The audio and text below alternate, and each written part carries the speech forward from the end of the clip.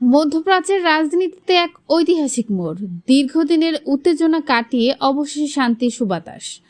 মার্কিন ইরান যুদ্ধ অবসানের পর এবার এক বড় ঘোষণা এলো ইউরোপ থেকে। ইরানের ওপর থেকে সব আন্তর্জাতিক নিষেধাজ্ঞা তুলে নিচ্ছে যুক্তরাজ্যের মতো শীর্ষ 4 পরাশক্তি।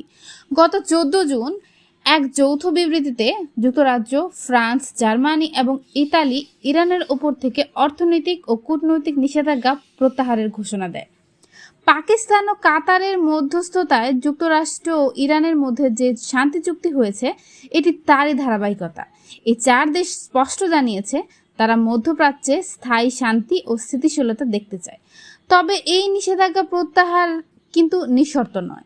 ইউরোপীয় শক্তিগুলোর মূল শর্ত ইরানকে তার পারমাণবিক কর্মসূচির ব্যাপারে সম্পূর্ণ স্বচ্ছ এবং যাচাইযোগ্য পদক্ষেপ নিতে হবে। আন্তর্জাতিক পরমাণু শক্তি সংস্থার সাথে পূর্ণ সহযোগিতা করতে হবে, যাতে ইরান কখনোই পারমাণবিক অস্ত্র তৈরি করতে না পারে।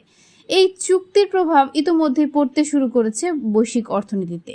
কৌশলগতভাবে গুরুত্বপূর্ণ নৌপথ হরমুজ প্রণালী আবার উন্মুক্ত হচ্ছে। বিশ্ববাজারে কমতে শুরু করেছে জ্বালানি তেলের দাম, যা বিশ্ব অর্থনীতির জন্য এক বড় স্বস্তির খবর। জার্মানির চ্যান্সেলর ফ্রিডরিখ থেকে শুরু করে তুরস্কের প্রেসিডেন্ট এরদোয়ান সবাই এই পদক্ষেপকে স্বাগত জানিয়েছে। বছরের পর বছর ধরে চলা নিষেধাজ্ঞা আর যুদ্ধের দামামা শেষে এই কূটনীতিক সমঝোতা কি পারবে বিশ্ব রাজনীতিতে এক নতুন অধ্যায়ের সূচনা করতে, নাকি শর্ত পূরণের বেড়াজালে আবার আটকে যাবে শান্তি? উত্তর দেবে সময়।